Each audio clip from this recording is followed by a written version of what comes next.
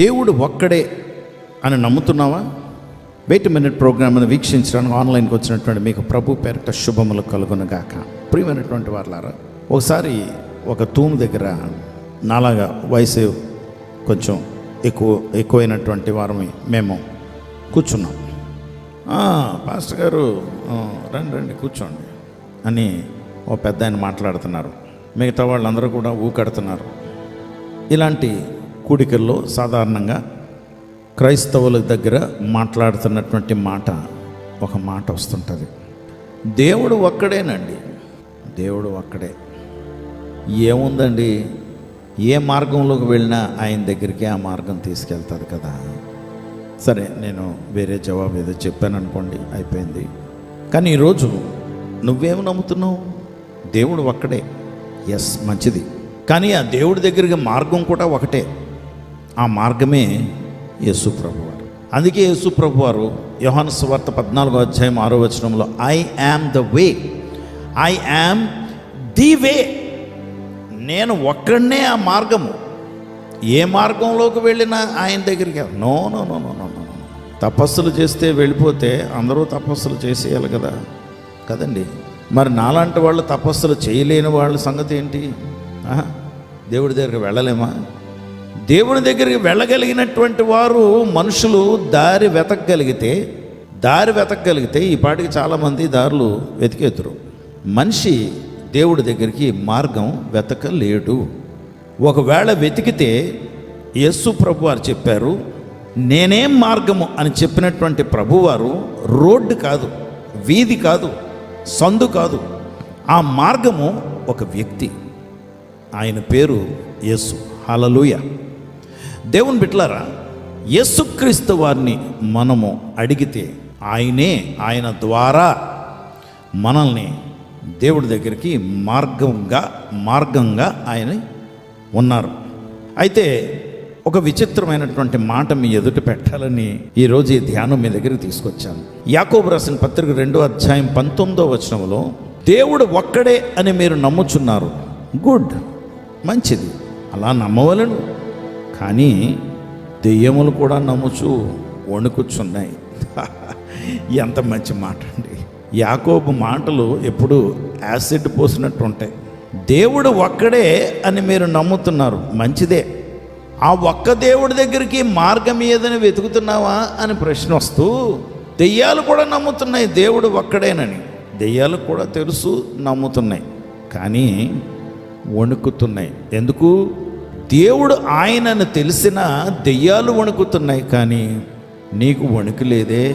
అంటే దేవుడు అంటే భయము లేదు. నీకు భక్తి ఉండొచ్చు, మంచిది. దేవుని యందల భయము భక్తి ఉందా? భయము భక్తితో కూడింది. ఈ రెండు జోడిస్తే నువ్వు పాపం చేయవు, తప్పుడుగా ప్రవర్తించు, తప్పుడుగా మాట్లాడు. ఎందుకు ఊరికే ఆ కుండాలు చెప్పుకుంటూ, ఇతరుల గురించి చెప్పుకుంటూ, అసూయతో కూడినటువంటి తలంపులు, అసూయతో కూడినటువంటి మాటలు. ఎక్కడ చూసినా నీ అసూయతో కూడినటువంటి హృదయం, వేషధారంతో కూడినటువంటి నీ హృదయం నిండిపోయి ఆ మాటలే కదా వస్తుంటాయి. దేవుడు అంటే భయం ఉందా నీకు? దెయ్యాలు భయపడుతున్నాయే, నీకు భయం లేదు అంటున్నాడు యాకోబు. ఆ దేవుడు ఎదుట నువ్వు ఒకరోజు నిలవబడవలసి ఉంటుంది. గ్రంథాలు తెరవబడతాయి.